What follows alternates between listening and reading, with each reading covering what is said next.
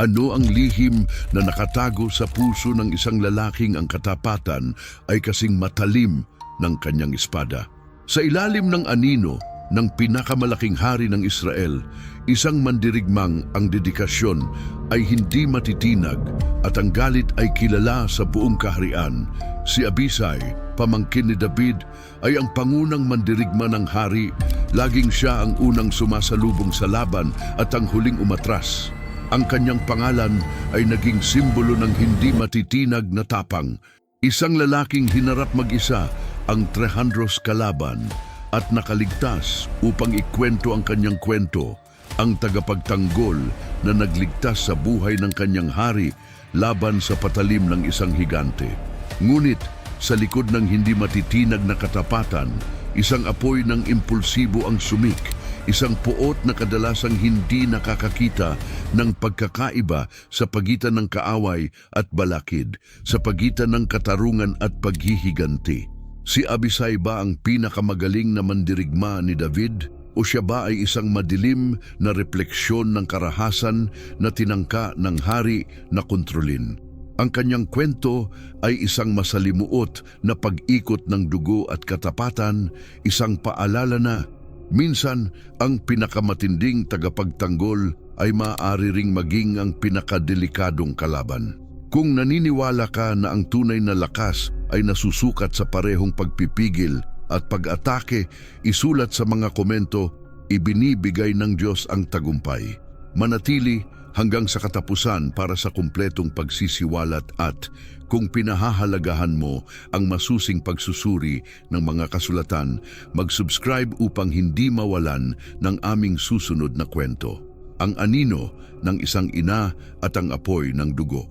Bago pa man ang pangalan ni Abisai ay mag-echo tulad ng kulog sa mga larangan ng digmaan ng Israel, siya ay halos hindi naaalala sa bahay ng kanyang ina, si Seruya. Siya, ang kapatid ni David, ay may hindi matitinag na espiritu, isang kaluluwa na hinubog sa mga burol ng Huda, kung saan ipinanganak ang kanyang kapatid, ang pastol na magiging hari. Para sa kanya, ang kanyang mga anak na sina Joabe, Abisai at Asael ay hindi lamang mga bata kundi mga palaso sa kanyang pakete na nilalayong magtaglay ng lakas upang ipagtanggol ang kanilang angkan. Si Abisai, ang pangalawang anak, ay lumaki sa ilalim ng anino ng matatag na babaeng ito. Hindi lamang natutunan ang kanyang pagmamahal, kundi pati na rin ang kanyang hindi matitinag na ambisyon at ang matinding pakiramdam ng kanyang pamilya. Ang alikabok ng Bethlehem ay dumikit sa kanyang mga hubad na paa habang tumatakbo siya kasama ang kanyang mga kapatid. Ngunit ang kanilang mga laro ay hindi katulad ng mga laro ng ibang mga bata. Sa halip, ang mga ito ay mga pagsasanay para sa digmaan gamit ang mga stick bilang espada at mga bato bilang mga misil. Si Joabe, ang pinakamatanda, ay ang estratehista, palaging kinakalkula ang mga anggulo at kahinaan. Si Asael, ang pinakabata, ay mabilis tulad ng usa gaya ng sasabihin mamaya tungkol sa kanya.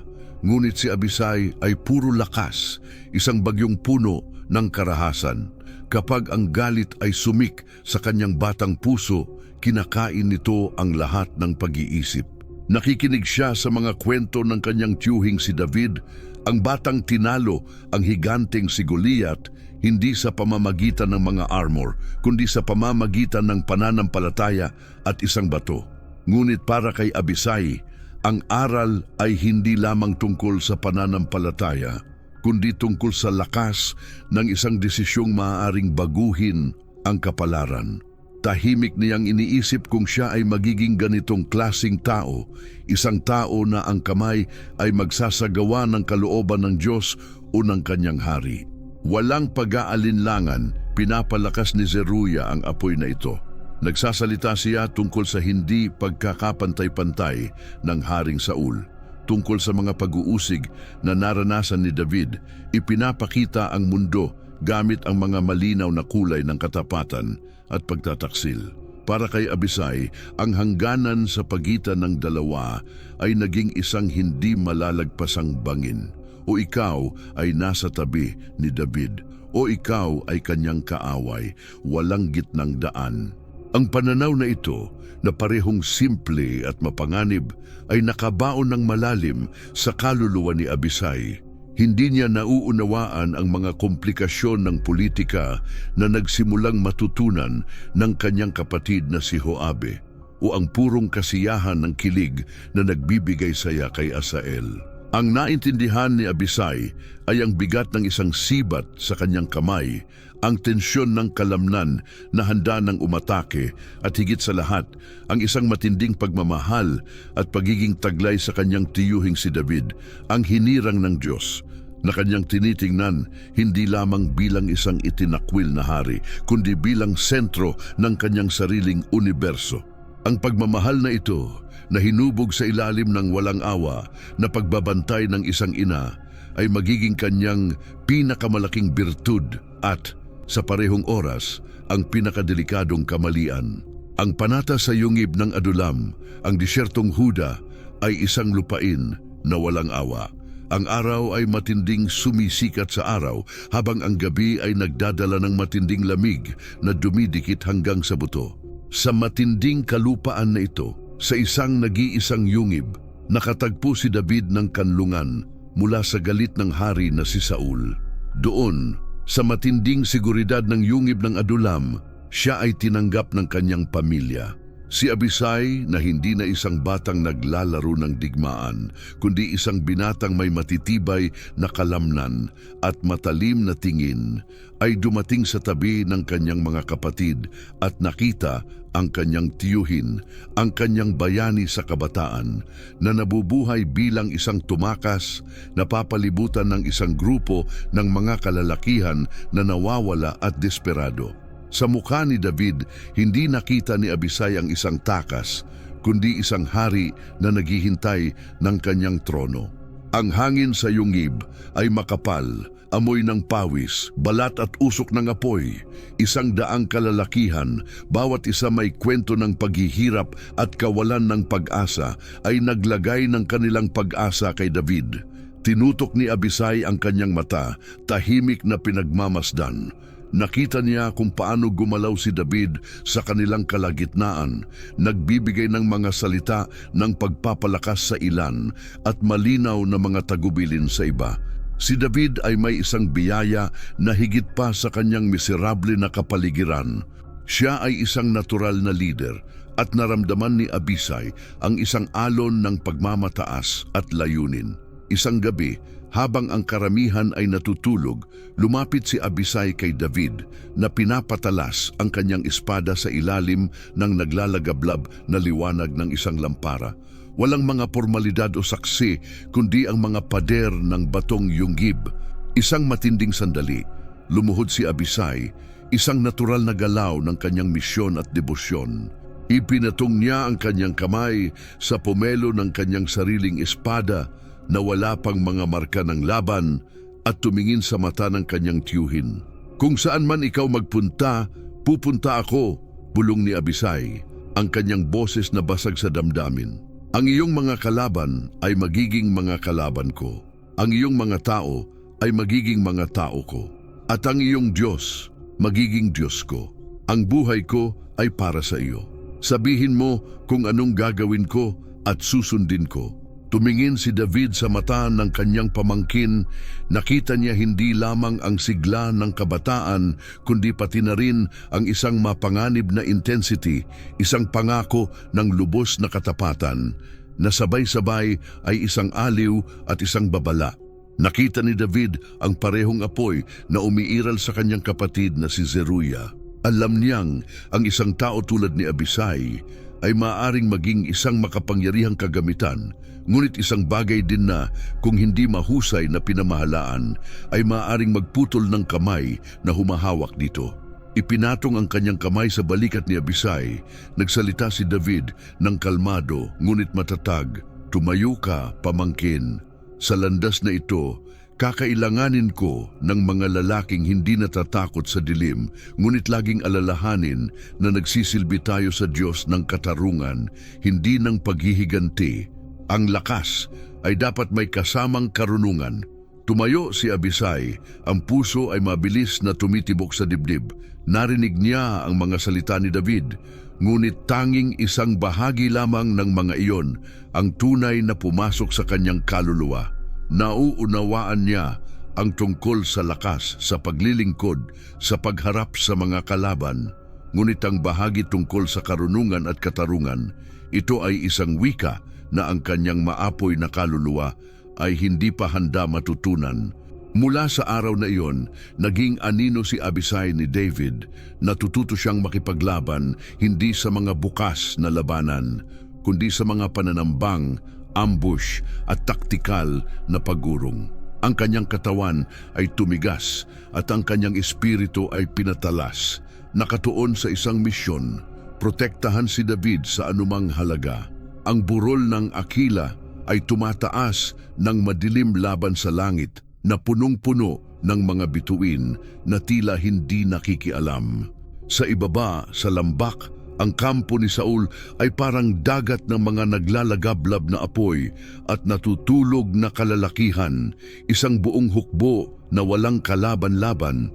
Hindi alam na ang kamatayan ay binabantayan sila mula sa taas. Pinangunahan ni David ang kanyang mga pinakamalalapit na kasamahan. Sino ang bababa kasama ko hanggang sa kampo ni Saul?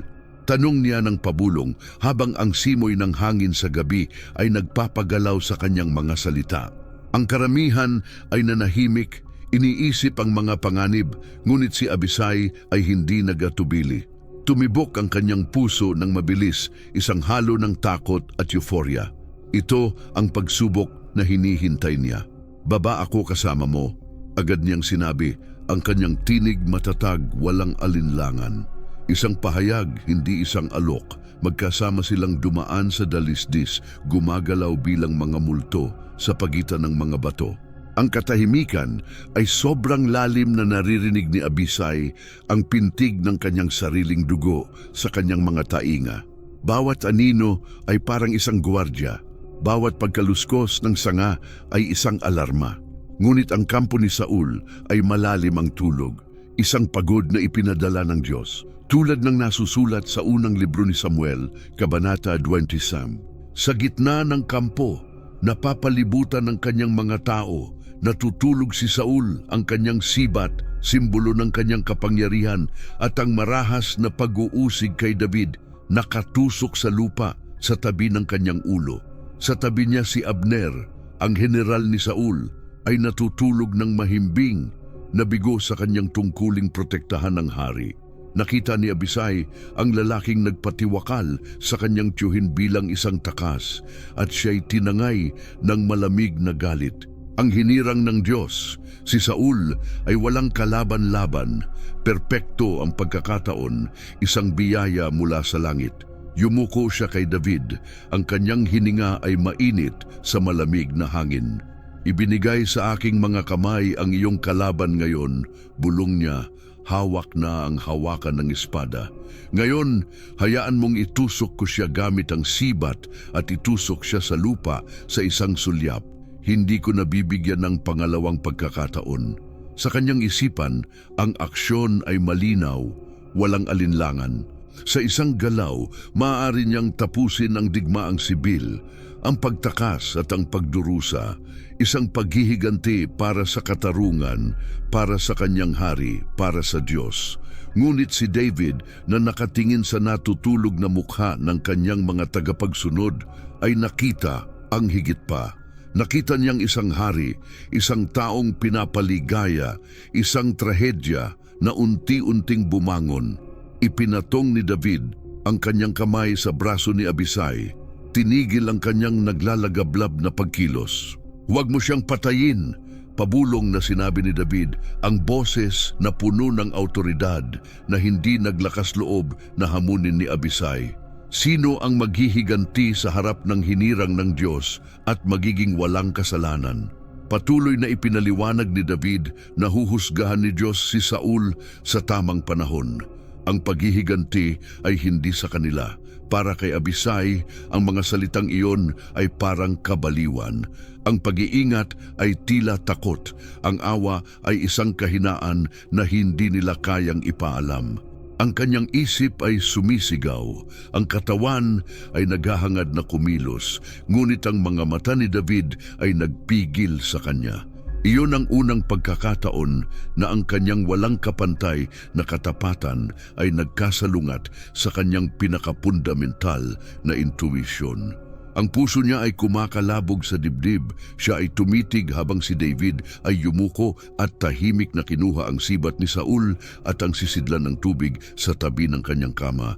Ang pagkilos ay matapang, higit pang makapangyarihan kaysa sa isang tahimik na pagpatay. Nang sila'y umalis mula sa kampo kasabay ng katahimikan ng kanilang pagdating, si Abisai ay nagdala ng malalim na kalituhan. Siya ay 1 sentimetro mula sa isang kumpletong tagumpay, ang pag-aalis ng kaaway at pinigilan ang kanyang kamay. Hindi niya maintindihan ang isipan ng kanyang tiyuhin, isang taong kayang harapin ang isang higante, ngunit ipinagkait ang isang hari. Sa gabing iyon, natutunan ni Abisai na may isang pagkakaiba sa pagitan ng kanyang paraan ng pag-unawa sa mundo at ang paraan ng pag-unawa ni David, at ipinangako niyang hindi na niya muling makakaramdam ng kahandaan na magbigay ng hampas na tinanggihan ni David sa kanyang kakaibang awa. Ang dugo ng isang kapatid at ang binhi ng paghihiganti ang labanan sa tangke ng Gibeon ay hindi dapat nangyari. Isang labanan na ipinanganak ng kayabangan at pagmamalaki, isang sagupaan sa pagitan ng mga tao ni David, pinangunahan ni Joabe, at ni Isbosete, anak ni Saul, pinangunahan ni Abner. 12 kabataan mula sa bawat panig ang nagsimula sa isang ritual na laban na mabilis na naging isang magkasunod na pagpatay. Sa gitna ng kaguluhan ng mga espada at sigawan, nakita ni Asael, ang pinakabatang kapatid ni Abisai, ang pagkakataon ng kaluwalhatian. Mabilis tulad ng usa, itinaguyod niya ang kanyang pansin kay Abner, ang veteranong general ng hukbo ni Saul. Si Abisai na nakikipaglaban sa ibang panig ay nakita ang kanyang kapatid na walang awang nagtutulungan. Tinawag niya ang pangalan ni Asael, ngunit ang tunog ay tinakpan ng ingay ng labanan. Ngunit hindi naririnig ni Asael o hindi niya nais marinig. Nabighani siya ng kabataan at ambisyon. Sinubukang alalahanin ni Abner na batid na hindi makakaligtas sa batang Asael at nagpasya na magbigay ng babala. Magsalita bata, huwag kang magbigay daan. Bakit ko kayang patumbahin ka? Paano ko ipapakita ang aking mukha sa iyong kapatid na si Joabe? Ngunit si Asael, sa kanyang pagmamadali, hindi sumuko. Ang trahedya ay mabilis at brutal. Inilunsad ni Abner ang dulo ng sibat pabalik at tumagos ito sa katawan ng batang Asael na agad na pinatay. Ang balita ay kumalat sa linya ng mga tauhan ni David na parang malamig na hangin. Nakaramdam si Abisai ng isang suntok sa tiyan, isang kalungkutan na mabilis na napuno ng isang itim at naglalagablab na galit. Tumigil siya sa pakikipaglaban sa mga kalaban ni Isbosete at tumakbo patungo sa lugar kung saan ang kanyang kapatid. Isang imahe na nakatago sa kanyang alaala, si Asael, ang may magaan na mga paa, ay nakahiga sa alikabok. Ang buhay ay tumatakas mula sa kanyang batang katawan. Dumating si Joabe sa tabi ni Abisai, at ang sakit sa mukha ng nakatatandang kapatid ay hindi matitiis. Sa sandaling yon, tahimik na nagkasundo ang dalawang magkapatid ng isang kasunduan ng dugo. Ang digmaan ay hindi na tungkol sa trono ng Israel ni sa katapatan kay David. Naging personal ito. Ang kamatayan ni Abner ay hindi isang estratehikong posibilidad, kundi isang utang na kailangang bayaran. Ang paghahabol na sumunod ay walang awa. Pinangunahan ni Abisai at Joabe na magkasama sa sakit at paghihiganti ang pagsalakay laban kay Abner at sa kanyang mga kalalakihan. Ang araw ay lumulubog. Pinapakita ang mga burol na may kulay na pula na tumutukoy sa dugo ng kanilang kapatid. Bawat hakbang, bawat hininga ni Abisai ay isang sumpa ng kamatayan. Hindi na niya naririnig ang tinig ng katuwiran ni ang utos ni David na naghahanap ng pagkakaisa at reconciliation. Naririnig lamang niya ang sumabog na babala ni Abner at ang imahe ng katawan ng kanyang kapatid. Ang disiplina ng militar ay nawawala, napalitan ng isang poot na nagmumula sa pinagmulan. Buhay ang mukha ni Abner sa bawat kaaway na tumakas at ang kanyang espada ay tumama ng may lakas na nakakatakot hanggang sa kanyang mga kasamahan. Sa araw na iyon, sa labanan ng Gibeon, hindi na lamang naging isang tapat na mandirigma si Abisai. Siya ay naging isang tagapaghiganti. Ang binhi ng paghihiganti ay itinanim sa lupa na naging puno ng dugo sa kamatayan ni Asael at binuhusan ito ni Abisai ng kanyang galit hanggang lumulago ang matamis at nakamamatay na prutas. Ang pagluha ay nagbukas ng isang pintuan sa kanyang puso at dito pumasok ang isang kadiliman na sasamahan siya hanggang sa kanyang mga huling araw. Isang utang na kinolekta sa pintuan ng Hebron. Lumipas ang panahon at ang mga politikal na buhangin ng Israel ay kumilos. Si Abner, matapos ang isang alitan kay Isbosete, ay nagpasya na lumipat ng panig. Nakita niya ang kamay ng Diyos kay David at nagpadala ng mga mensahero upang gumawa ng kasunduan. Ipinangako ang paghahatid ng buong kaharian. Para kay David, ito ang kaganapan ng mga taon ng paghihintay at pasensya, isang pagkakataon upang pag-isahin ang bansa ng walang karagdagang pagdanak ng dugo. Tinanggap ni David si Abner sa Hebron ng may paggalang. Nagdaos ng isang salo-salo at pinaalis siya ng tahimik. Pinagtibay ang kasunduan na magdadala ng pinakahihintay na pagkakaisa. Ngunit hindi naroroon sina Joabe at Abisai. Sila ay nasa isang misyon militar at nang bumalik nalaman nila na naroon si Abner at pinayagan siyang umalis ng tahimik, sumabog ang galit ni Joabe. Si Abisai ay nasa kanyang tabi, ang mukha ay parang isang maskara ng bato at ang kanyang katahimikan ay ang alingaw-ngaw ng sama ng loob na kanilang pinagsaluhan. Direktang pumunta si Joabe kay David, inakusahan siya ng pagiging inosente na siya ay niloko ng isang tusong tao. Kilal mo si Abner na dumaan upang linlangin ka. Sigaw niya, ang kanyang boses ay puno ng paghamak. Hindi naapektuhan si David, ngunit nagawa na ang pinsala. Si Joabe na kumilos ng lihim mula sa hari, nagpadala ng mga mensahero upang dalhin si Abner pabalik na may dahilan na gusto ni David makipag-usap pa sa kanya. Alam ni Abisai ang plano. Hindi siya aktibong nakibahagi sa panlilinlang, ngunit ang kanyang pagtanggap ay isang kapa ng katahimikan na sumasaklaw sa mga aksyon ng kanyang kapatid. Si Abisai ay tapat hindi sa kapayapaan ni David, kundi sa dugo ng kanyang kapatid na si Asael. Para sa kanya, ang tungkulin niya ay hindi sa hari sa usaping ito, kundi sa kanyang pamilya. Nang bumalik si Abner sa Hebron, tiwala at walang armas, nakatagpo siya ni Joabe malapit sa pintuan ng lungsod at pinangunahan siya patungo sa isang sulok para bang makikipag-usap ng pribado. Pinagmamasdan ni Abisai mula sa malayo, may bigat ang kanyang puso. Nakita niya ang kanyang nakatatandang kapatid na yumuko kay Abner at pagkatapos ay dumating ang mabilis at brutal na galaw. Tinaga ni Joabe si Abner sa 5 rib ng katawan, isang sugat na mortal. Sa parehong lugar kung saan pinatay ni Abner si Asael, natapos ang paghihiganti. Bumagsak si Abner sa maduming lupa sa pintuan ng Hebron. Ang mga mata ay lumalaki sa pagkabigla at pagtataksil. Ang balita ay bumagsak kay David na parang kidlat. Ang kanyang pangarap ng isang mapayapang pagkakaisa ay nasira ng personal na paghihiganti ng kanyang mga pamangkin. Ang kanyang sakit at galit ay labis. Ininsulto niya si Joabe at ang buong angkan nito at publikong tinanggihan ang pagpatay. Ako ay inosente at ang aking kaharian sa harap ng Diyos magpakailanman. Mula sa dugo ni Abner, hayag niyang sinabi. Nag-utos si David ng isang pambansang libing para kay Abner at pinilit si Joabe at ang buong hukbo na magsuot ng sako at magluksa. Nagmartsa si Abisai sa prosesyon Ang kanyang mukha ay hindi nagpapakita ng damdamin, ngunit sa loob, isang bagyong emosyon ang sumik sa kanyang puso.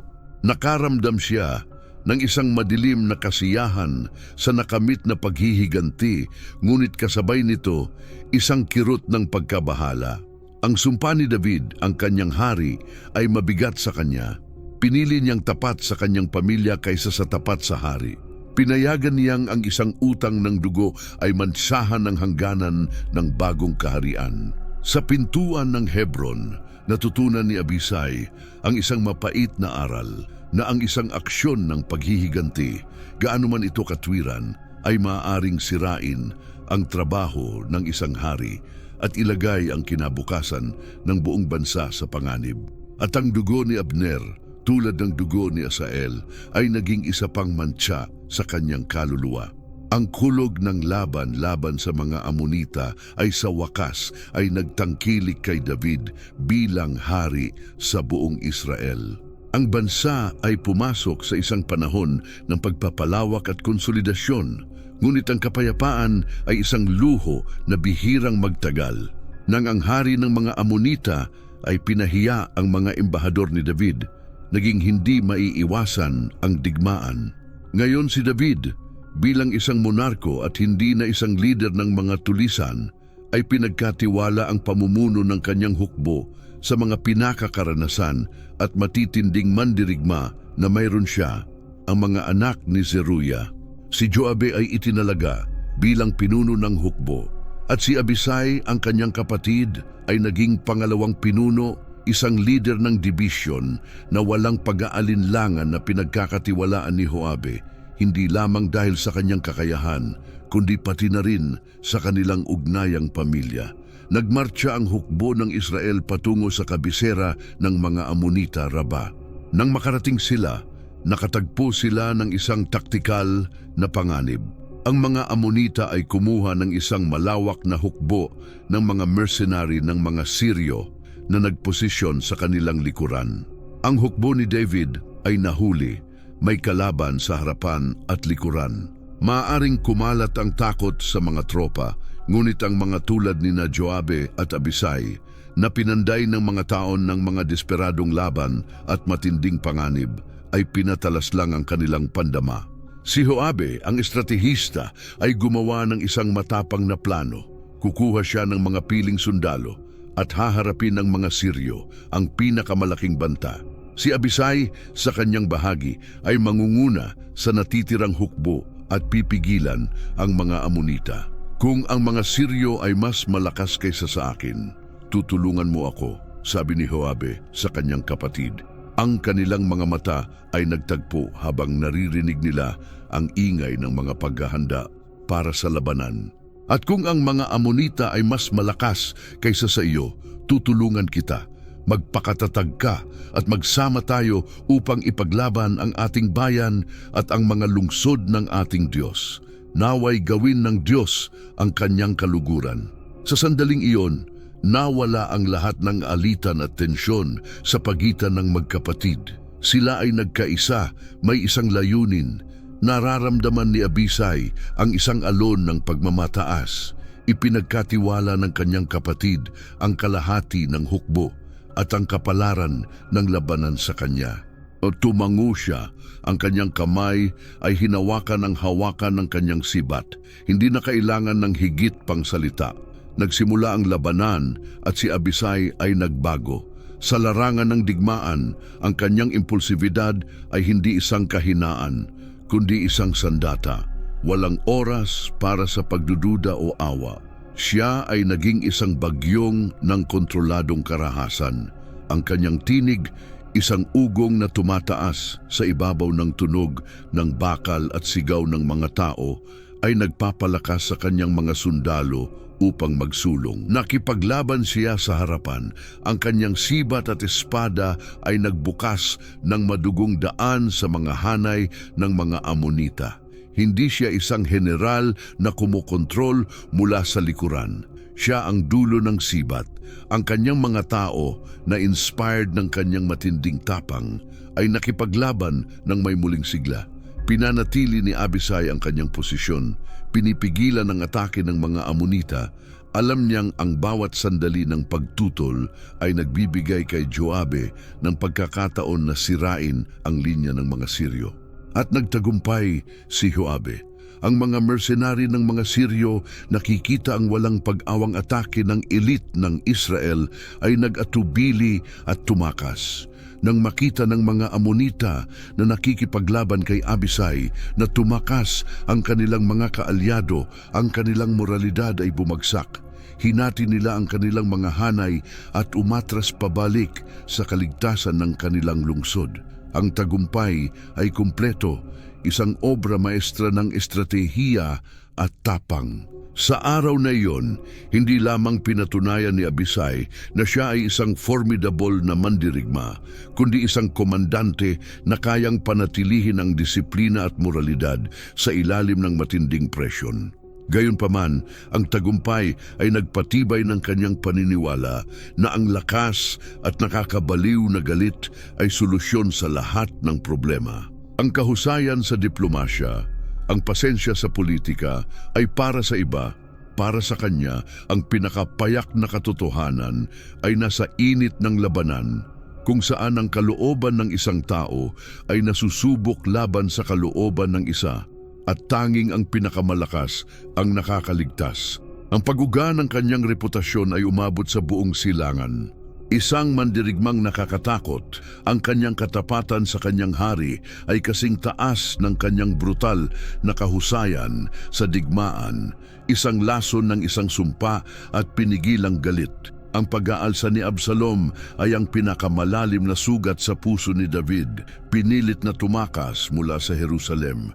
Ang hari, matanda na, ay naglalakad ng walang sapin sa paa at may takip sa ulo, umaakyat sa bundok ng mga oliba, umiiyak. Hindi na siya ang batang mandirigma ng Adulam, kundi isang ama na tinadtad at isang hari sa trono. Si Abisai ay naglakad sa tabi niya. Ang mukha ay isang maskara ng pinigilang galit. Nakita ang pagkahulog ng kanyang hari, ang kalungkutan na bumabalot sa kanya, nag-apoy sa isang protektibong galit sa loob na halos hindi matiis.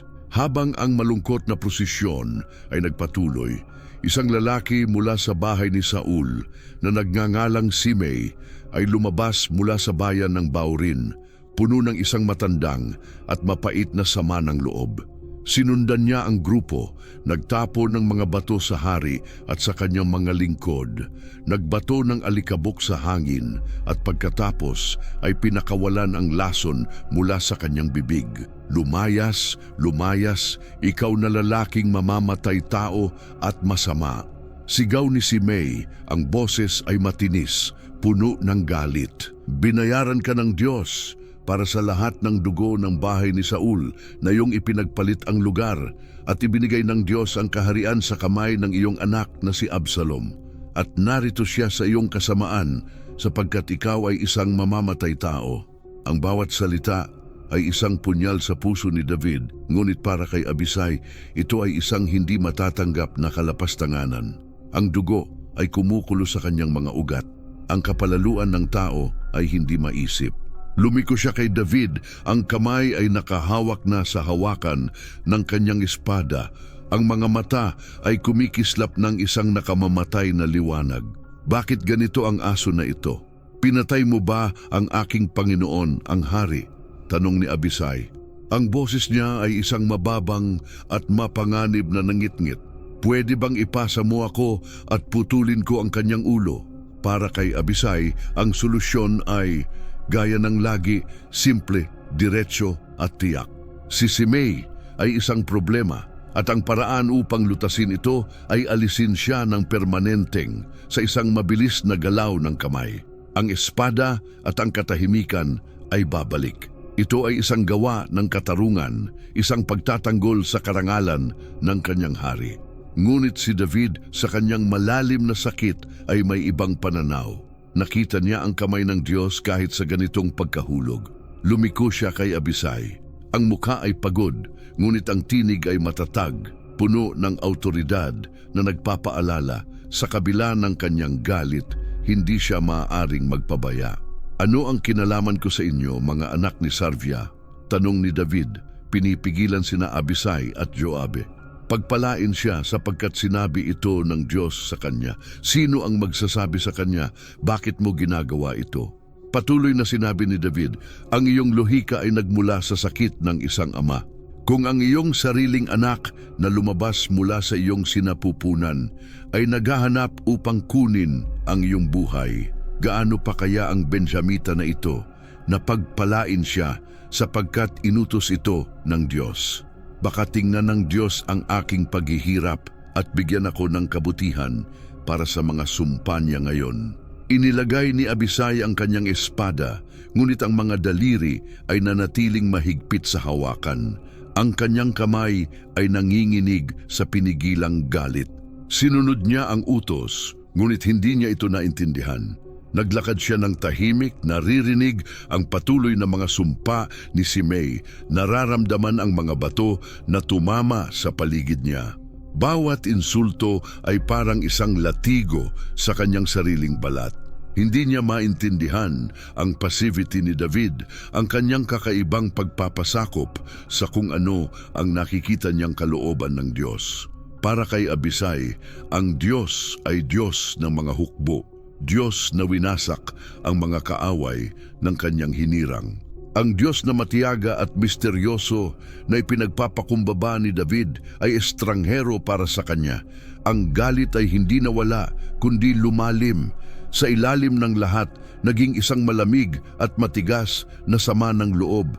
Tinitigan niya si Simei, ipinagtagpo ang kanyang mukha at nangako sa katahimikan ng kanyang puso na kahit na pinatawad siya ng hari, hindi siya magpapatawad.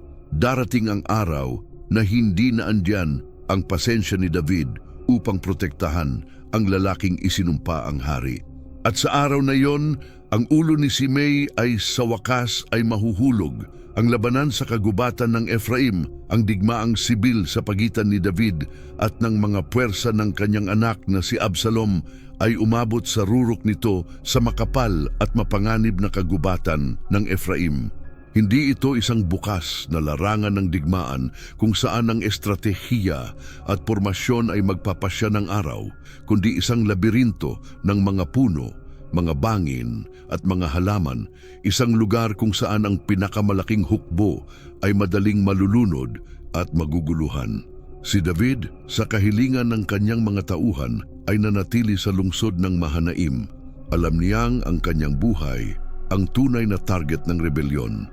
Bago umalis ang hukbo, pinatawag niya ang kanyang 3 komandante, sina Joabe, Abisai at ang bagong kasapi na si Itay, ang Heteo.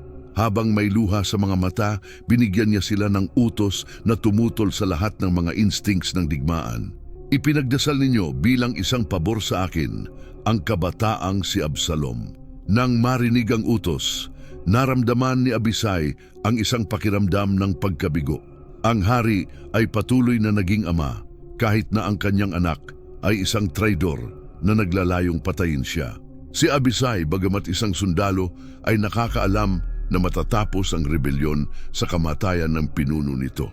Hinati nila ang hukbo sa 3 dibisyon.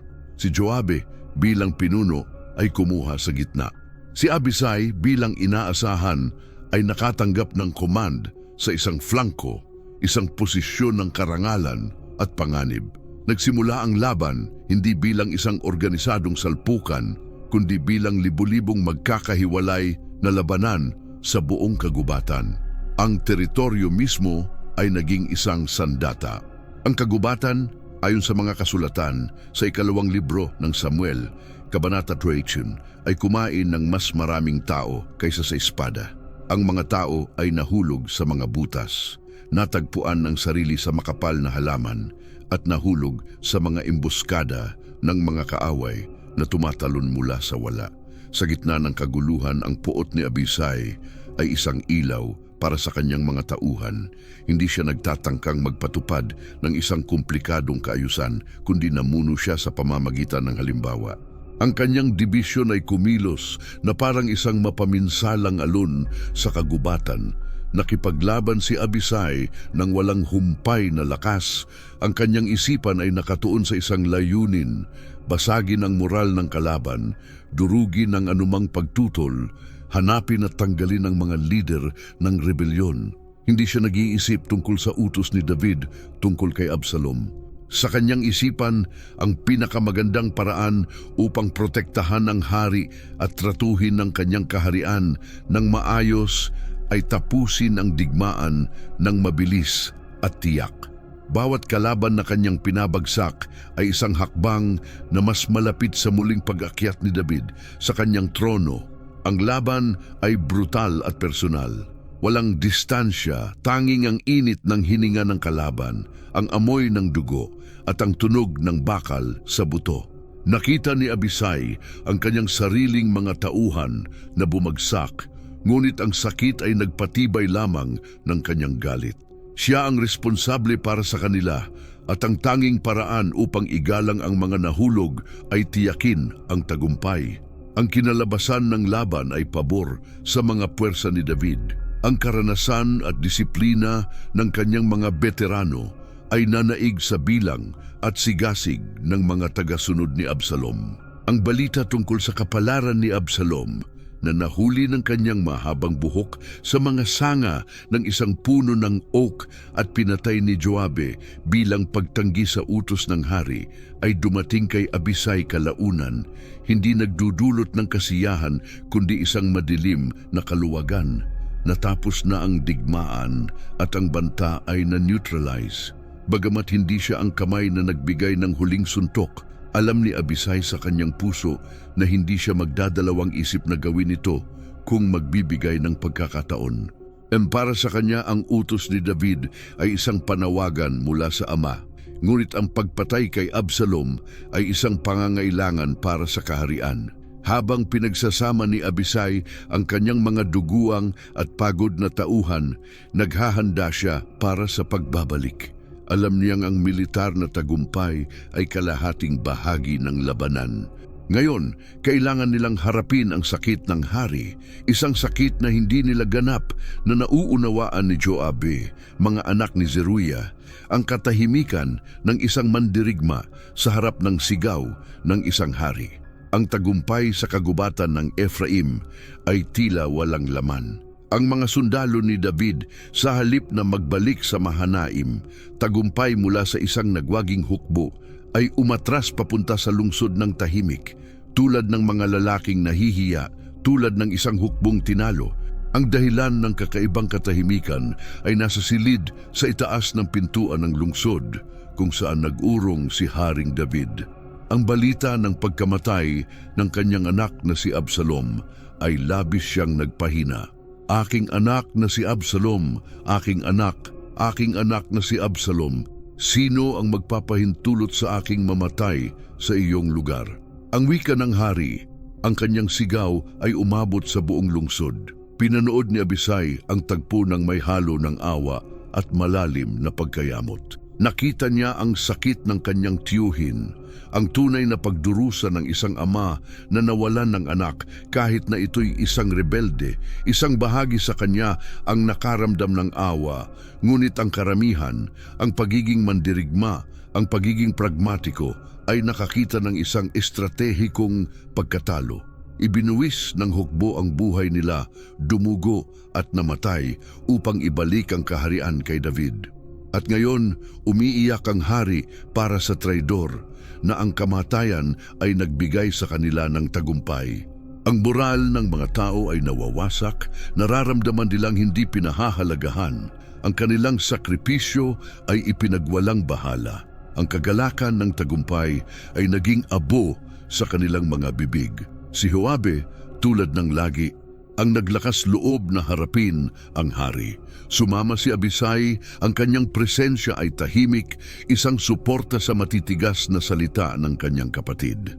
Pumasok sila sa silid kung saan umiiyak si David at sinabi ni Joabe sa kanya ng direkta ang malupit na katotohanan, "Ngayon, Ikinahihiya mo ang mukha ng lahat ng iyong mga lingkod na nagbigay ng kanilang buhay na nagmamahal sa mga may galit sa iyo at kinamumuhian ang mga nagmamahal sa iyo.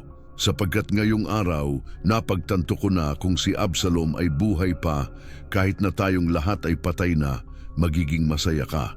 Ang mga salitang ito ay brutal, ngunit totoo. Nagpatuloy si Joabe na binabalaan si David na kung hindi siya lalabas at makipag-usap sa kanyang mga tauhan, iiwan siya ng mga ito sa gabing iyon. Tumayo ka na, lumabas at magsalita sa puso ng iyong mga lingkod. Inaasahan ni Joabe ang bawat salita. Sinasabi ang iniisip ng lahat, ngunit walang naglakas loob na magsabi. Ang kaharian ay malapit ng wasakin ng personal na sakit ng hari. Ang kaligtasan ng bansa ay nakasalalay kay David upang itigil ang pagiging isang ama na nagluluksa at muling maging isang leader. Si David, na naguluhan sa matigas na pagsasabi ni Joabe, ay sumunod. Lumabas siya at umupo sa pintuan at dumating ang mga tao sa kanya. Nailigtas ang kaharian mula sa isang krisis ng pamumuno sa sandaling iyon dahil sa matalim na lohika ni Joabe. Ngunit ang insidente ay lumikha ng isang hindi mapapagaling na pagkasira sa pagitan ng hari at ng kanyang mga pamangkin. Hindi kailanman patatawarin ni David si Joabe para sa pagpatay kay Absalom o para sa paraan kung paano siya pinilit na supilin ang pagdadalamhati. Si Abisai, bagaman hindi nagsalita, ay may kasalanan dahil sa pakikiisa. Nakita sila ni David bilang mga anak ni Zeruya, mga lalaking matigas, mabilis mag-apply ng karahasan na hindi nauunawaan ang mga komplikasyon ng kanyang puso. Sa katahimikan ni Abisai, sa harap ng iyak ng hari, ang kanyang katotohanan ay nahayag. Siya ay isang tao ng aksyon, hindi ng emosyon. Naiintindihan niya ang katapatan, tungkulin at sakripisyo sa larangan ng digmaan. Hindi niya naiintindihan ang isang pag-ibig na nagpapatawad sa pagtataksil, isang sakit na maaaring magtakip sa isang tagumpay na magliligtas sa kaharian. Napagtanto niya na, hindi alintana kung gaano siya kalapit kay David, hindi alintana kung gaano siya makipaglaban para sa kanya, palaging magkakaroon ng isang bahagi ng kaluluwa ng kanyang hari na magiging hindi maaabot sa kanya. At sa malalim na pagkalito na iyon, nagsimula ang isang malamig na distansya sa pagitan ng mandirigma at ng hari na kanyang pinaglilingkuran, ang peklat ng alaala at ang di mapalagay na espada.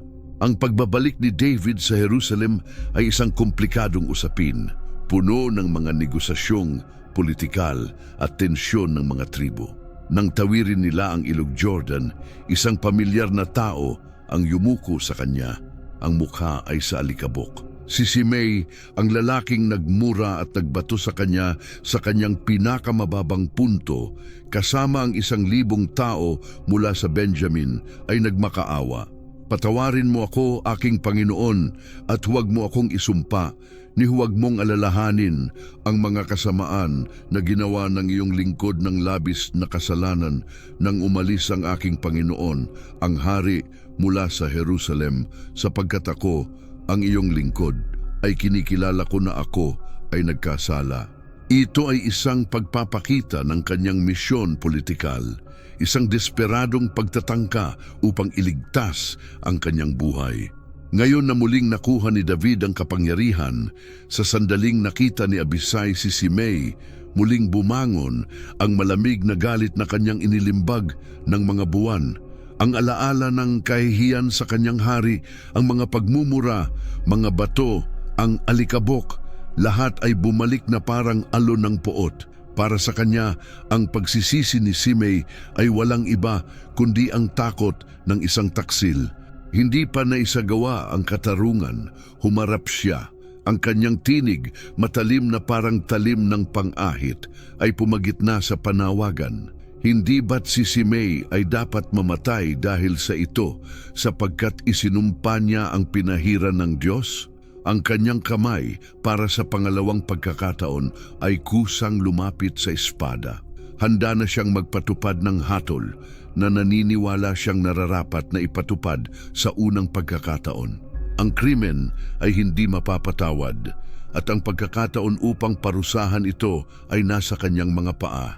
Ngunit si David muli ay humadlang sa kanya. Ang kanyang pagsaway ay mas matindi kaysa sa una. Ano ang aking pakialam sa inyo, mga anak ni Zeruiah, upang kayo ay maging aking mga kalaban sa araw na ito? Kung may mamatay ngayon sa Israel, hindi ko alam kung ako ay muling hari sa Israel. Naiintindihan ni David ang pangkalahatang larawan. Ang kanyang pagbabalik sa kapangyarihan ay mahina. Kailangan niyang ipakita ang pagiging maginoo, hindi paghihiganti. Kung pinatay niya si Simei sa panahong iyon, ito ay titingnan bilang isang aksyon ng paghihiganti na mag-a-alienate sa tribo ng Benjamin at muling magpapasabog ng apoy ng digmaang sibil. Lumiko si David kay Simei at nanumpa, hindi ka mamamatay. Kailangan magpigil si Abisai. Ang kanyang panga ay kinagat, ang pagkabigo ay sumabog sa kanyang loob. 2 beses nagkaroon siya ng pagkakataong patahimikin ang lalaking humiya sa kanyang hari. At 2 beses siya ay pinrotektahan ni David. Ang awa ng hari ay sa mga mata ni Abisai isang mapanganib na kahinaan. Hindi niya maintindihan kung bakit pinapayagan ni David na ang isang patay na aso tulad ni Simei ay humihinga pa ng parehong hangin na siya. Para kay Abisai, ang katapatan ay nangangailangan ng pagkawasak sa mga kaaway, hindi ang kanilang pagpapatawad. Ang panunumpa ni David ay sagrado at hindi magtatangkang labagin ni Abisai ito. Ngunit ang insidente ay nag-iwan ng peklat sa kanyang kaluluwa. Nakita niya ang pangunahing pagkakaiba sa pagitan niya at ng kanyang hari. Si David ay naghangad na magtayo ng isang kaharian na tatagal, madalas sa pamamagitan ng mga kompromiso at mga kilos ng biyaya sa politika. Si Abisai sa kabilang banda ay naghangad lamang na protektahan ang hari at ang tanging gamit niya ay ang espada. Napagtanto niya na ang kanyang pagsisikap, ang kanyang kagustuhang kumilos ng mabilis at tiyak ay madalas na hindi tumutugma sa malalaking hakbang at matiyagang galaw ni David.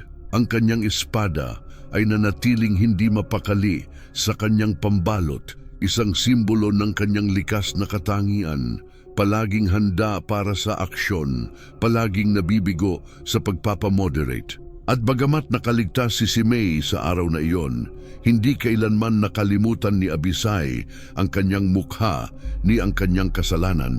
Itinatago ang alaala nito bilang isang utang na, sa isang paraan, inaasahan niyang babayaran. Ang apoy ng rebelyon at ng agarang katapatan ay patuloy na nagsusunog sa kanyang puso. Ang kapayapaang sinisikap itaguyod ni David ay kasing marupok ng salamin. Ang tensyon ng mga alitang tribo na nagdulot ng rebelyon ni Absalom ay hindi nawala pagkatapos ng pagbabalik ng hari. Isang alitan tungkol sa kung sino ang may higit na karapatan kay David, Huda o ang mga tribo ng Hilagang Israel ay muling sumik sa isang bagong apoy. Isang masamang tao na tinatawag na Seba mula sa tribo ng Benjamin ay sinamantala ang hindi pagkasiyahan at pinaandar ang tambol ng paghihimagsik. Wala tayong bahagi kay David ni pamana sa anak ni Jesse. Bawat isa ay para sa kanyang tolda, Israel, sigaw niya. At sa gayon, iniwan ng karamihan sa mga tao ng Israel si David at sumunod kay Seba. Ang bagong rebelyon ay isang banta sa pagkakaisa ng kaharian. Si David, bumalik sa Jerusalem, ay kumilos ng mabilis. Sa simula, ipinagkatiwala niya ang misyon na sugpuin ang rebelyon sa bagong general ng hukbo, isang pagtatangka na magkaayos sa mga puwersa ni Absalom. Gayunpaman, si Amasa ay natagalan ng higit sa kinakailangan upang tipunin ang mga tropa. Ang pagkaantala ay mapanganib. Habang lumilipas ang bawat araw, si Seba ay lumalakas at pinapalakas ang kanyang posisyon. Nawala ang pasensya ni David at lumingon sa lalaking alam niyang kikilos nang walang pag-aalinlangan. Tinawag niya si Abisai. Si Seba, anak ni Vikri, ay magdudulot sa atin ng mas malaking pinsala kaysa kay Absalom, sabi ng hari. Tayo ay magtindig, mga lingkod ng iyong Panginoon, at habulin siya upang hindi niya makuha ang mga fortified na lungsod at makatakas. Sa sandaling iyon, hindi nakasalalay kay David ang tiwala sa kanyang bagong general na si Amasa ni sa disrespetado ngunit epektibong si Joabe. Nasa kay Abisai ang kanyang tiwala. Kay Abisai, nakita ni David ang bilis at determinasyon na kinakailangan ng krisis. Ang utos ni David ay isang patunay. Sa kabila ng kanilang mga hindi pagkakaintindihan, sa kabila ng tensyon, sa oras ng katotohanan, ang hari ay umaasa sa kanya. Walang oras para sa pagkaantala. Tinipon ni Abisai ang mga elite warriors ni David, ang mga Quereti, mga Peleti, at ang lahat ng malalakas na tao, at umalis sila mula sa Jerusalem upang magpatuloy sa walang habas na pagsunod. Si Joabe, ang kanyang kapatid, ay sumama sa ekspedisyon. Bagamat hindi na siya ang komandante, mabilis na bumalik ang dating dinamika ng mga anak ni Zeruya. Sa Gibeon, natagpuan nila si Amasa na paparating upang sumama sa kanila. Ang nangyari pagkatapos ay isang malamig at planadong pagtataksil. Si Joabe, sa ilalim ng palusot ng isang magiliw na pagbati, ay pinatay si Amasa, tinanggal ang kanyang kalaban at pinagtibay ang kanyang kontrol sa hukbo. Namatili si Abisai sa pangyayaring iyon, ngunit hindi siya pumigil. Ang kanyang katapatan sa kanyang kapatid at sa agarang misyon ay tinalo ang anumang moral o legal na pagtutol. Sa pagkamatay ni Amasa, si Joabe ang naging de facto na komandante at ipinagpatuloy ni Abisai ang paghabol kay Seba nang walang pag-aalinlangan. Hindi tumigil ang hukbo upang magluksa sa pagkamatay ng general. Ang kagyat na pangangailangan ay malaki. Inhabol nila si Seba sa buong hilagang Israel at sa wakas ay napilitan siya sa nakapaligid na lungsod ng Abel-Beth-Maaka. Hindi nag-aksaya ng oras sina Joabe at Abisai sa negosasyon. Agad nilang sinimulan ang pagtatayo ng rampang pangsiege upang gibain ang pader. Ang kanilang pamamaraan ay ang puwersa ng bruta. Ang rebelyon ay dapat masupil. Ang lungsod ay dapat sirain kung kinakailangan. Tanging ang interbensyon ng isang matalinong babae mula sa lungsod na nakipagkasunduan sa pagbigay ng ulo ni Seba ang nagligtas sa lungsod mula sa pagkawasak. Ang ulo ng rebelde ay itinapon sa ibabaw ng pader at natapos ang rebelyon. Natupad ni Abisai ang kanyang misyon. Kumilos siya ng mabilis at may puot tulad ng inaasahan sa kanya ng hari. Ipinakita niyang muli na kapag ang kaharian ay naglalagablab, siya ang taong maaaring asahan upang patayin ang apoy, anuman ang halaga o mga pamamaraan. Ang kanyang katapatan ay hindi naisip o patient. Ito ay agarang, instinctive at ganap na nakamamatay, ang anino ng dambuhalang at ang kalasag ng hari. Nararamdaman na ni David ang bigat ng mga taon. Hindi na siya ang batang leon ng Huda, kundi isang lalaking ang lakas ay nagsisimula ng manghina. Ang mga labanang dati niyang pinangunahan sa harapan ng linya, ngayoy pinagmamasdan na lamang niya pagod. Gayunpaman, ang digmaan, lalo na laban sa mga walang katapusang kaaway ng Israel ang mga Filisteo, ay patuloy na umiiral. Sa isang laban sa Gob, pumasok si David sa bakbakan, puno ng galit at espiritu ng isang mandirigma, ngunit ang kanyang lakas ay hindi na katulad ng dati. Ang kanyang mga galaw ay mas mabagal, ang kanyang paghinga ay mas mabigat. Nang maglaon, ang kamatayan ay lumapit sa kanya sa anyo ng isang higante, si Isbena. Isa siya sa mga inapo ng mga higante mula sa Gat na ang sibat na tanso ay may bigat na 300 siklo at may dala pang bagong espada. Nakita ng higante ang pagod at kahinaan ni David. Nakita niya ang pagkakataon na tapusin ang digmaan ng isang saglit. Upang maghiganti para kay Goliath at sa kanyang mga kasamahan, inatake ng higante si David. Ang kanyang dambuhalang katawan ay bumangon at tinakpan ng araw. Itinaas ni David ang kanyang kalasag, ngunit ang lakas ng hampas ay napilitang magyukod siya. Sa isang saglit, ang dakilang Hari David, ang lalaking nakaligtas sa mga leon, sa pag-uusig ni Saul at sa mga pag-aalsa ng kanyang mga anak, ay humarap sa kanyang wakas. Ngunit si Abisai, gaya ng dati, ay malapit lang. Hindi kailanman nawawala ang kanyang tingin mula sa kanyang hari, lalo na sa labanan. Nakita niya ang panganib sa oras na ito ay tumama. Sa isang sigaw na puno ng galit at alarma, tumakbo siya, kumilos ng mabilis na hindi mo aakalain ang kanyang edad. Walang iniisip, tanging instinct. Ang instinct ng proteksyon na siyang ugat ng kanyang pagkatao ay naglatag ng katawan niya sa pagitan ng higante at ni David. Ang kanyang katawan ay naging isang pantanggol na tao, ang sibat ng higante na nakalaan para sa puso ng hari ay nailihis. Sa isang mabilis na pagkakataon ng pagkatalo ng higante, sinalubong ni Abisai ang atake, hindi tulad ng estratehiya ni David kay Goliath, kundi sa matinding galit na kanyang likas. Hinagis niya ang kanyang espada sa ilalim ng gwardya ng higante. Ang talim ay matalim dahil sa maraming laban. Tinamaan ang target na sugatan ng higante at nagbigay ng isang matinding hampas na nagpagulong sa kanya sa lupa na parang lindol. Si David ay muling nakahinga. Tiningnan niya si Abisai na puno ng alikabok at dugo, nakatayo sa ibabaw ng katawan ng higante, at nakita sa kanyang mga mata ang parehong matinding katapatan na nakita niya sa yungib ng adulam maraming taon na ang nakalilipas. Sa araw na iyon, hindi lamang naligtas ni Abisai ang buhay ng isang tao, kundi iniligtas niya ang simbolo ng isang bansa. Pagkatapos ng laban, lumapit ang mga tao ni David at nagbigay ng isang solemne na sumpa. Hindi ka na muling sasama sa amin sa digmaan upang hindi mo maubos ang ilaw ng Israel. Tinanggap ni David sa unang pagkakataon ang kanyang sariling kamatayan at limitasyon. Ngunit si Abisai ay natutunan ng ibang aral.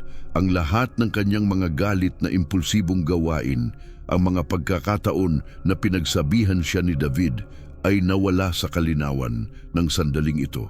Ang kanyang galit, ang kanyang likas na hangaring pumatay, ang parehong katangian na madalas niyang nagiging problema, ay siyang tanging bagay na nakatayo sa pagitan ng kanyang hari at ng kamatayan. Napagtanto niya na ang kanyang layunin ay hindi upang unawain ang mga paraan ng habag ng hari, kundi upang maging ang espada at kalasag na magpapahintulot sa hari na sundan ang mga landas na iyon. Ang lihim ni Abisai, kung mayroon man, ay nahayag sa sandaling iyon. Ang likas na pagkagalit ay hindi isang kontradiksyon sa kanyang katapatan, kundi ang pinakapayak at pinakamataas na pagpapahayag nito. Handa siyang maging ang halimaw na kinakailangan upang ang kanyang hari ay maging tao ng Diyos. Ang bigat ng 300 kalalakihan at ang pananabik sa kaluwalhatian. Ang kasikatan ng isang mandirigma sa matandang Israel ay sinusukat sa mga gawa at bilang ng mga biktima. Sa listahan ng mga matatag na mandirigma ni David, isang uri ng parangal sa kanyang mga kilalang mandirigma. Ang mga pangalan ay isinunod hindi lamang sa kanilang katapatan, kundi pati na rin sa kanilang mga alamat. Sa larangan ng labanan, naroon ang 3 pangunahing mandirigma na gumaganap ng mga halos hindi kapani-paniwalang gawa, at kasunod nila ay isang pangalawang grupo ng 3 na pinamumunuan ni Abisai bilang kanilang kapitan. Ang kanyang ginawang tagumpay na nakatala sa 2 aklat ni Samuel, Kabanata 23, ay kahanga-hanga. Itinaas niya ang kanyang sibat laban sa 300 kalalakihan, pinatay sila at nakilala bilang isa sa 3. Ang pangungusap na ito, na simple sa pagsusulat, ay naglalaman ng isang kabangyawan ng hindi maisip na karahasan. Hindi naaalala ni Abisai ang bawat mukha, ang bawat pigil na sigaw, ang bawat pares ng mata na nagulat bago pumanaw. Ang kanyang mga alaala ay mga piraso lamang, mga sensorial na impression, ang bigat ng kanyang sibat, ang amoy ng dugo, ang tunog ng tanso ng sibat na tumama sa laman at buto, at ang init sa kanyang mga kalamnan na naging pamamanhid, isang uri ng trance ng labanan. Hindi lang ito isang labanan, ito ang kabuuan ng isang buong buhay ng digmaan, ang pagsasala ng kanyang galit sa isang nakakakilabot na estadistika, ngunit sa likod ng numerong iyon ay may mas malalim na katotohanan. Ang bawat isa sa 300 kalalakihang iyon ay isang kaaway na nagbabanta sa kanyang hari. Ang bawat buhay na kinuha niya ay isang hakbang ng pag-iingat para kay David at sa Israel. Ngunit mayroong higit pa sa purong katapatan, mayroong ang pananabik sa kaluwalhatian, ang ambisyon na ibinahagi niya sa kanyang kapatid na si Joabe, ang nais na ang kanyang pangalan ay katakutan ng mga kaaway at igalang sa kanyang bayan. Bilang kapitan ng tatlo, ang pagiging mataas sa mga lalaking tulad ni Benaya na pumatay ng leon sa isang lungga sa isang araw ng niyebe ay isang karangalan na sabik na ninais ni Abisai. Gayunpaman, idinagdag ng pagsusulat ang isang mahalagang tala sa kanyang kasikatan. Siya ang pinakakilalang sa tatlo at siya ang kanilang kapitan, ngunit hindi siya nakarating sa unang grupo. Ang pangungusap na ito ay ang hangganan ng kanyang kaluwalhatian. Ang salamin ng salungat sa kanyang reputasyon na palaging babangga, hindi alintana kung gaano kalaki, gaano kabagsik o katapatan. Hindi siya nakarating sa maalamat na estado ng unang grupo ng mga magigiting na kalalakihan. Marahil ito ang tahimik na trahedya ni Abisai. Nakipaglaban siya, lumaban at dumugo. Naging isang alamat siya sa kanyang sariling karapatan, ngunit palaging nabubuhay sa anino ng iba, sa anino ng kabanalan at pagiging hari ng kanyang tiyuhing si David, sa anino ng politikal na talino at kapangyarihang militar ng kanyang kapatid na si Joabe, at kahit na sa anino ng hindi matitinag na kaluwalhatian ng tatlong pinakamakapangyarihang tao. Ang hindi nasiyahan na hangaring ito ay maaaring nagpataas sa kanyang galit. Ang bawat laban ay isang bagong pagkakataon na patunayan ang kanyang halaga upang mapagtagumpayan ang kanyang sariling mga limitasyon, upang subukang maabot ang mataas na antas. Ang 300 kalalakihang iyon ay hindi lang mga kalaban, kundi mga hakbang sa hagdang-hagdang kaluwalhatian na sa huli hindi niya naabot. Kaya ang bigat ng 300 patay na kalalakihan ay hindi lamang ang bigat ng dugong ibinuhos, kundi pati na rin ang bigat ng isang ambisyon na hindi kailanman ganap na natupad. Naging bahagi ito ng kanyang pagkakakilanlan.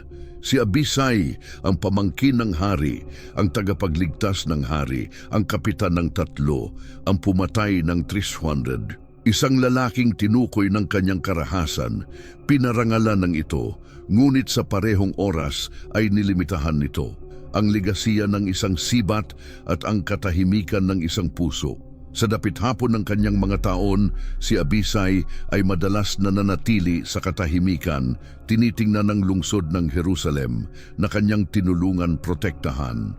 Ang kanyang katawan ay puno ng mga sugat.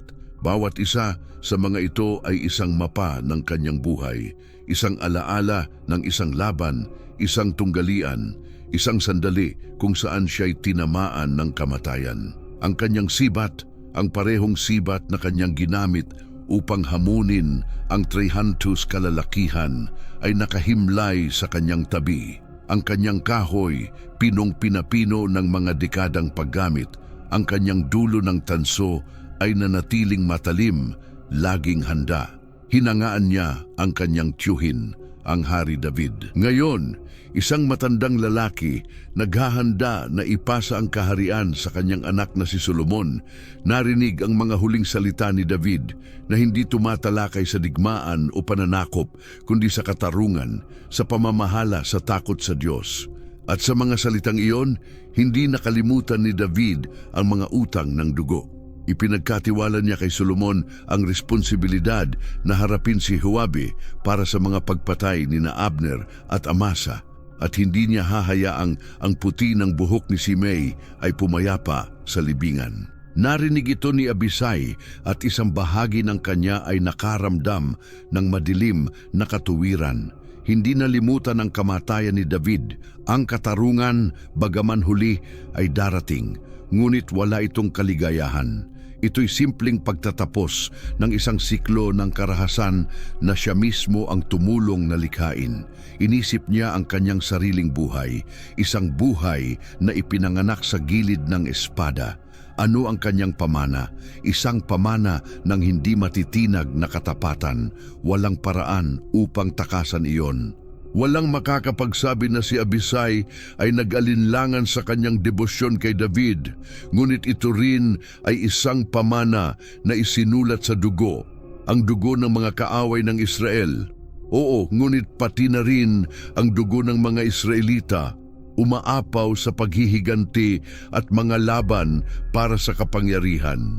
Ang kanyang pagiging impulsibo, ang kanyang galit, ang pagiging simple ng kanyang pananaw sa mundo bilang may mga kaibigan at kalaban ay nagsilbi sa kanya ng maayos sa larangan ng digmaan, ngunit ginawang isang lalaking higit na kinatatakutan kaysa sa minamahal.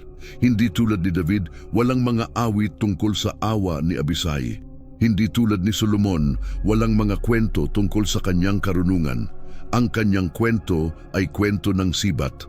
Napagtanto niya na ang lihim ng kanyang buhay ay hindi isang nakatagong misteryo, kundi isang simpleng katotohanan.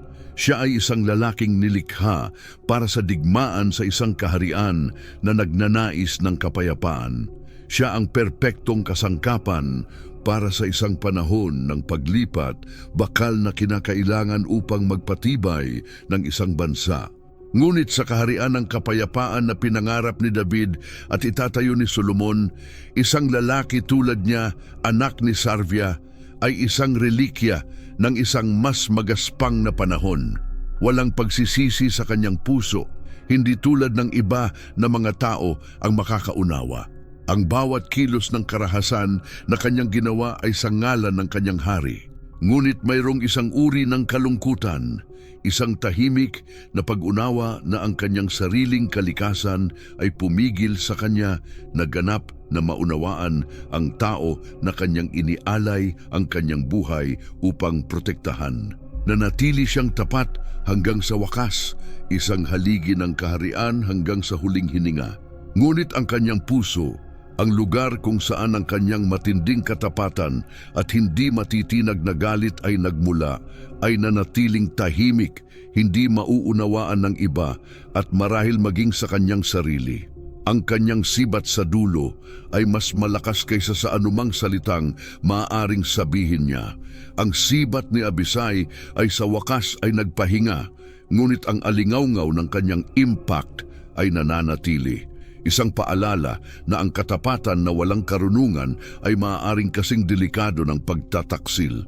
Ang kanyang buhay na pino sa apoy ng laban at inialay sa isang tao ay nagpapaalala sa atin na tanungin ang kalikasan ng ating sariling debosyon. Pinoprotektahan ba natin ang ating mga pinuno o ang mga prinsipyong kanilang kinakatawan?